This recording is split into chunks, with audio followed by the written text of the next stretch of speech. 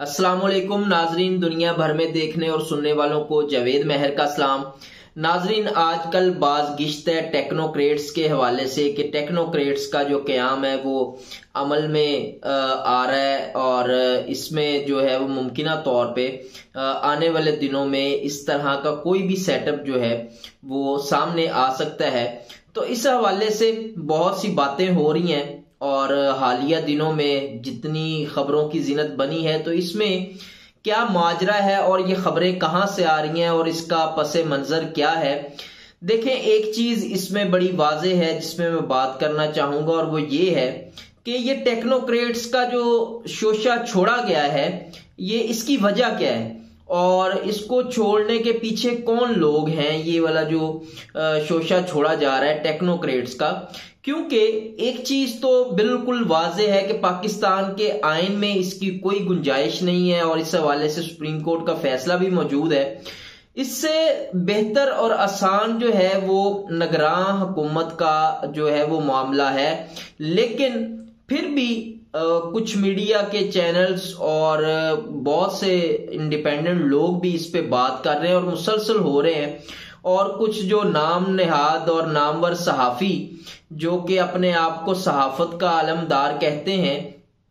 वो भी इस पे आजकल बहुत ज्यादा गुफ्तगू कर रहे हैं। तो ये शोशा आया कहां से है और इसके पीछे है कौन। सबसे पहले आप एक चीज अपने माइंड में रखें कि इसके पीछे इस वक्त की गवर्नमेंट है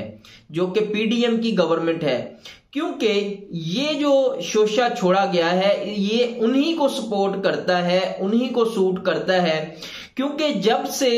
इमरान खान साहब की गवर्नमेंट को हटाया गया, रजीम चेंज ऑपरेशन हुआ और ये पीडीएम की गवर्नमेंट जो है वो उसका क़याम हुआ, तब से लेके अब तक इमरान खान साहब मुसलसल अपनी जद्दोजहद को आगे बढ़ा रहे हैं और उनका जो 1 पॉइंट एजेंडा है वो है इलेक्शन का, कि मुल्क में फौरी, साफ और शिफाफ इलेक्शन होने चाहिए। तो ये तो बात बिल्कुल वाज़ेह है। अब ये ना तो इमरान खान साहब को सपोर्ट करता है टेक्नोक्रेट्स का सेटअप और ना ही जो है वो किसी ऐसे अदारे को सपोर्ट करता है जो कि पाकिस्तान में जो जमहूरियत है उसमें अपना किरदार अदा करना चाहते हैं। लेकिन इस वक्त सिर्फ और सिर्फ पीडीएम जो है उसको ये शोशा जो है वो सपोर्ट करता है और उनको फेवर मिलती है इसमें, क्योंकि पीडीएम की जो गवर्नमेंट है वो किसी भी सूरत इलेक्शन में नहीं जाना चाहती। क्योंकि जितनी इसके ऊपर कंपेन हुई, जितनी बात हुई और जो आज तक मुल्क की सूरत हाल है उसको भी अगर आप मद्देनजर रखें तो उसमें एक चीज बड़ी वाज़ेह सामने आती है और वो यही चीज है कि मुल्क में फौरी, साफ और शिफाफ इलेक्शन होना चाहिए। जिस तरह मीशत का बेड़ा गर्क हुआ और जिस तरह से सारी चीजें सामने आई, कोई भी मामला जो है वो पाकिस्तान की जो रियासत है उसका सही सिमत में जाता हुआ नजर नहीं आ रहा। तो मुईशत पे भी मैं बात करूंगा तफसील के साथ अगले अपने टॉपिक में, क्योंकि मुआशी सूरत हाल का इससे बहुत गहरा ताल्लुक है। सबसे पहले तो पीडीएम ये चाहती है कि उनको किसी सूरत इलेक्शन में ना जाना पड़े और जो उनको फेवर मिलती है इसमें वो यही है कि अगर टेक्नोक्रेट्स का क़याम अमल में आता है तो उनको कुछ ना कुछ टाइम मिल जाएगा और वो सियासी शहीद भी इस सूरत में बनना चाहते हैं कि अगर टेक्नोक्रेट्स का क़याम अमल में आता है तो वो दोबारा से इस चीज को लेकर के लोगों में जाएं, पाकिस्तानी कौम में जाएं कि देखें जी हमें तो टाइम नहीं मिला, हम ये कर सकते थे, हम वो कर सकते थे। तो ये सारी सूरत हाल जो है वो पीडीएम को सपोर्ट करती है और ये छोड़ा भी शोशा उन्हीं की तरफ से गया है और तो इसमें कोई चीज सामने नहीं आती। लेकिन बहुत सी बातें ऐसी भी हुई कि जिसमें कहा गया कि जी मुबैना तौर पे एस्टेब्लिशमेंट इस हवाले से इंटरव्यूज भी कर रही है और जो टेक्नोक्रेट्स हैं उनसे जो है वो मामलात भी तय हो रहे हैं और इस पे मुशावरत भी जारी है। तो अभी तक की जो मालूमात है इसमें कोई सच्चाई नहीं है। हाँ बिल्कुल, इसमें जो इंटरव्यूज और जो चीजें हुई हैं वो हुई है माहिर मुआशियात हैं उनसे, क्योंकि इंडिपेंडेंट राय ली जा रही है और इसको जो है वो खबरों की जीनत बनाया जा रहा है कि शायद ये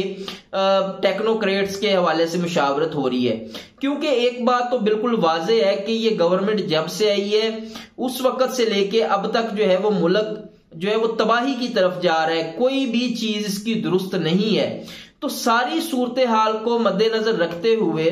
पीडीएम ये चाहती है कि कोई ऐसा वाकया हो जाए, कोई ऐसा काम हो जाए जिससे इलेक्शन में ना जाना पड़े। क्योंकि अगर ये इलेक्शन में जाते हैं तो ये अपना कौन सा ऐसा बयानिया लेके जाएंगे जो कि अवाम को कबूल होगा। अवाम तो इनका कोई भी बयानिया, कोई बात इनकी सुनने को तैयार नहीं है, और जिस तरह की इनकी क्रेडिबिलिटी है वो भी पाकिस्तानी कौम के सामने है कि लोग इनको देखने को तैयार नहीं है, इनकी शक्लें देखने को तैयार नहीं है। जनरल इलेक्शन तो दूर की बात, आज जो बल्दियाती इलेक्शंस के हवाले से इस्लामाबाद हाई कोर्ट ने डायरेक्शन दी और फैसला दिया कि इलेक्शन कमीशन जो है वो फौरी तौर पे इंतखाबात करवाए और अपनी जो मुकर्रा तारीख थी 31 दिसंबर उसको इंतखाबात करवाए। लेकिन जो अब तक की खबर है उसमें जो राना सनाउल्लाह साहब हैं वो भी ये चाहते हैं कि ये फैसला जो है ये काबिल अमल नहीं है और इस पे हम अमल नहीं कर सकेंगे। और दूसरी तरफ इलेक्शन कमीशन की जो जराए हैं वो भी इस बात को कंफर्म करते हैं कि इलेक्शन कमीशन भी ये नहीं चाहता कि मुल्क में जो इस्लामाबाद के इलेक्शन है, बल्दियाती इलेक्शन, वो कल हो। क्योंकि पीडीएम की गवर्नमेंट तो ये जो बल्दियाती इलेक्शन जो कि बिल्कुल गली मोहल्ले की इलेक्शन है ये होते हैं, ये नहीं करवाना चाहती, तो उसको कैसे काबिल कबूल होगा कि मुल्क में जनरल इलेक्शन हो। तो वो किसी ना किसी तरीका से, लेकिन एक बात इसमें बताऊं, जितनी इलेक्शन कमीशन ने इस गवर्नमेंट को सपोर्ट की है और जो इलेक्शन कमीशन का किरदार रहा है वो बड़ा मशकूक किस्म का किरदार है, मुतनाज़ा किरदार है। क्योंकि एक बात तो बिल्कुल वाज़े है, गवर्नमेंट एक अपना पॉलिसी बयान जारी करती है इलेक्शंस के हवाले से, और जो भी बात इलेक्शंस के हवाले से गवर्नमेंट करती है, इलेक्शन कमीशन वही जाके अदालतों में या दूसरे फोरम्स जो भी हैं उन पे जाके वही बात करता है और पूरी तरह से जो गवर्नमेंट का इस पे बयानिया है उसको सपोर्ट करता है। तो खुदा की कुदरत यह है कि इलेक्शन कमीशन का काम ही अपना जो है वो इलेक्शन करवाना है। लेकिन अब तक की जो सूरत हाल सामने आई है उसमें इलेक्शन कमीशन भी जो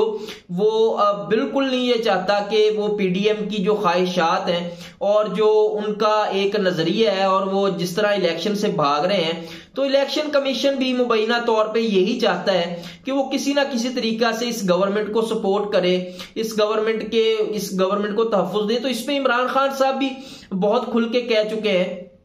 कि इलेक्शन कमीशन जो है ये बिल्कुल एक जानबदार और बाइस्ड है, क्योंकि ये गैर जानबदार बिल्कुल नहीं है। इसके जितने भी फैसले हैं माजी में भी आप देख लें और अब भी, वो अदालतों से रिवर्स हुए हैं, अदालतों ने उनको कल अदम करार दिया है। तो इलेक्शन कमीशन की जो क्रेडिबिलिटी है उस पर बहुत बड़ा सवालिया निशान है। और दूसरी तरफ इमरान खान साहब भी इस पे बयान दे चुके हैं कि टेक्नोक्रेट्स का अगर क़याम अमल में आता है तो इसको हम बिल्कुल कबूल नहीं करेंगे, इस पे हम मुजाहमत करेंगे। तो ऐसी पार्टी जो कि पाकिस्तान की सबसे बड़ी पार्टी और सबसे बड़ी जमात है, वो अगर इस सेटअप को अगर कहीं पे सोच विचार हो भी रहा है इस हवाले से, वो कबूल करने को तैयार नहीं है, तो फिर किस तरह से तमाम सियासी जमातों का कंसेंसस होगा और ये क़याम जो है अमल में आएगा। तो अभी तक जो मालूमात हैं ये सिर्फ पीडीएम ने एक शोशा छोड़ा था ये देखने के लिए कि रद्द अमल क्या आता है और इस पे क्या किस किस्म की रेजिस्टेंस का उनको सामना करना पड़ता है, वो उन्होंने देख लिया है। तो अब इस पे जो वफाकी वजीर कानून है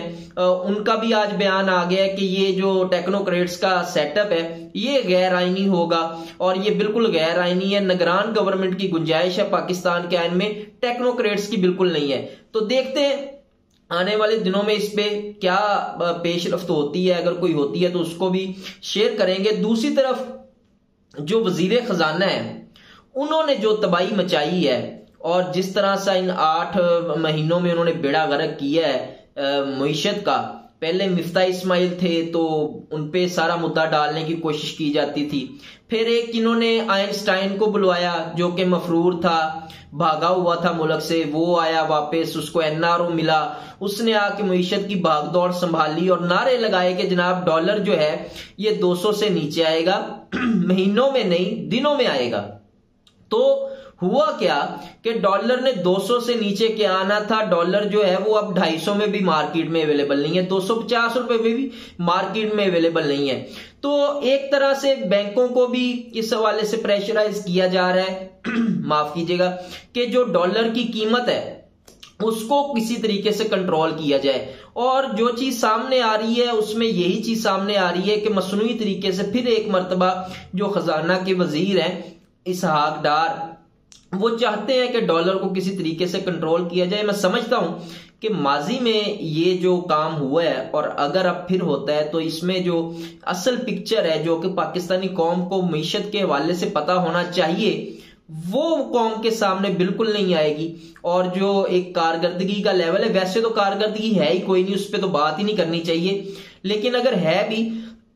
माफ कीजिएगा, अगर है भी तो उस पे पाकिस्तानी कौम को असल जो हकायक है उनका जरूर पता चलना चाहिए कि असल मुआजरा क्या है। अब जो मईशत का बेड़ा गर्क हुआ है उसमें आप देख लें तरसीलात ज़र हैं, बरामदात हैं, गैर मुल्की सरमायाकारी है और जो माली ज़खायर हैं, रुपए की कदर में कमी है और जो फॉरेन रेमिटेंसेज हैं जो कि बैरून मुल्क पाकिस्तानी पैसा भेजते हैं उसमें कमी है। तो ये सारी चीजें, एक्सपोर्ट्स आपकी डाउन है, मईशत का बेड़ा गर्क है, कोई चीज दुरुस्त नहीं है, कारखाने बंद हो रहे हैं, मुल्क जो है वो दिवालिया की तरफ जा रहा है। लेकिन एक चीज इसमें आपको बड़ी इंटरेस्टिंग बताना चाहता हूं कि पार्लियामेंटेरियंस के लिए 87 अरब रुपए के 87 अरब रुपीस के जो फंड्स हैं वो जारी कर दिए गए हैं और वो जितनी बरक रफ्तार से जारी हुए हैं उसकी मिसाल नहीं मिलती पाकिस्तान की तारीख में। अब पार्लियामेंटेरियन जो इनके हैं असेंबली में जो मौजूद हैं उनको भी तो खुश करना है, तो उनके लिए 87 अरब रुपए हैं। कौम मर रही है भूख से, अफलास से, महंगाई में पिस रही है,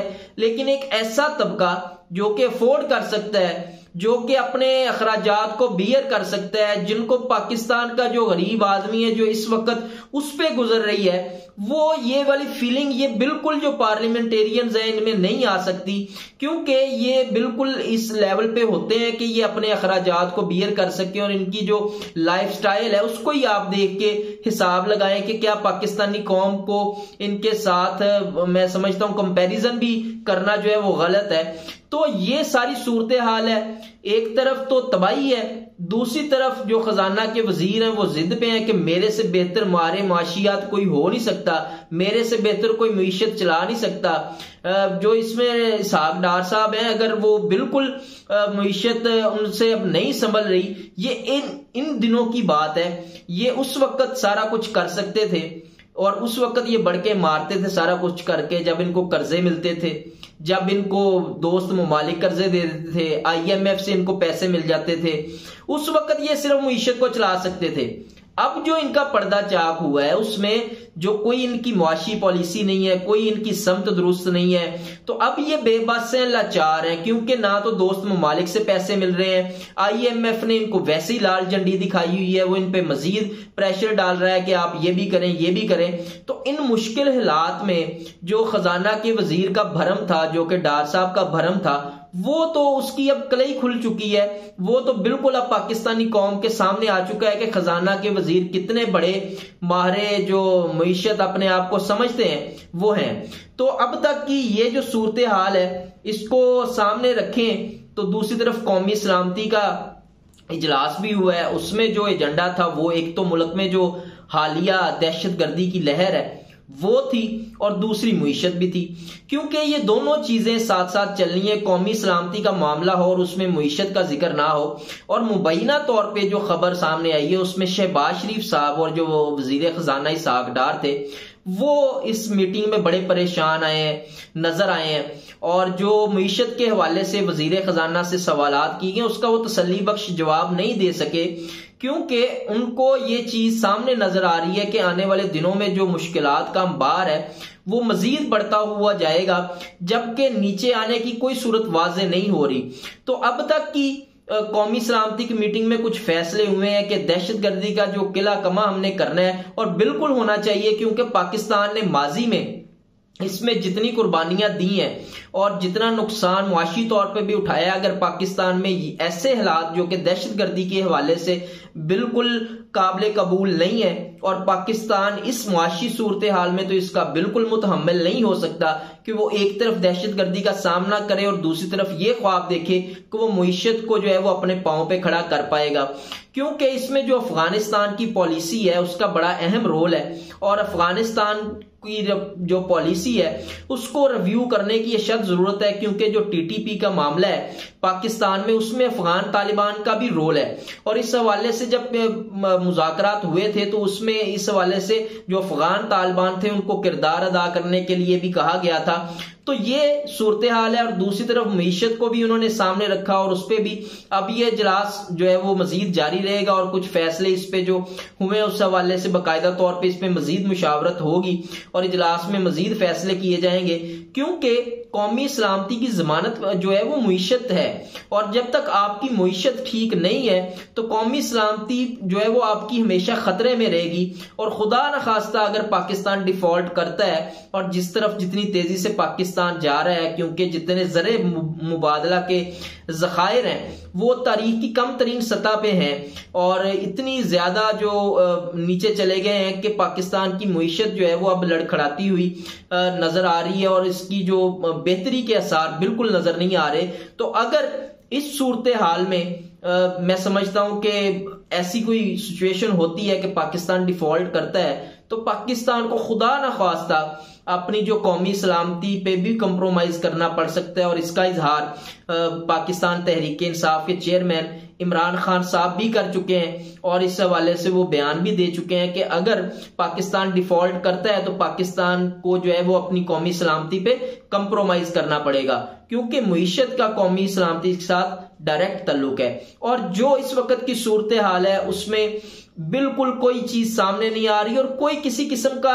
गवर्नमेंट लेवल पे भी अपना एजेंडा बताने को तैयार नहीं है। अगर किसी के पास कोई इसका सोल्यूशन हो तो वो जरूर बताए, लेकिन हाँ जितने इंडिपेंडेंट तज्जियाकार हैं जो कि इस चीज को समझते हैं और जो मईशत दान है मईशत को समझते हैं, वो इसका जो जिम्मेदार है वो इस वक्त जो सियासी अदम इस्तेहकाम है इसको ठहराते हैं। और वो ये समझते हैं कि अगर पाकिस्तान में आपने मुआशी इस्तेहकाम लाना है तो वो सियासी इस्तेहकाम से ही जो है वो मुंसलिक है। और सियासी इस्तेहकाम इसी सूरत में आएगा कि अगर मुल्क में फौरी साफ और शिफाफ इलेक्शन हो, उसके अलावा कोई रास्ता नहीं है। तो आज तक के लिए इतना ही, मिलते हैं इंशाल्लाह अपने अगले व्लॉग में कुछ नई खबरों के साथ, नए तज्जियों के साथ। अपना और अपने इस चैनल का ख्याल रखिएगा। पाकिस्तान जिंदाबाद।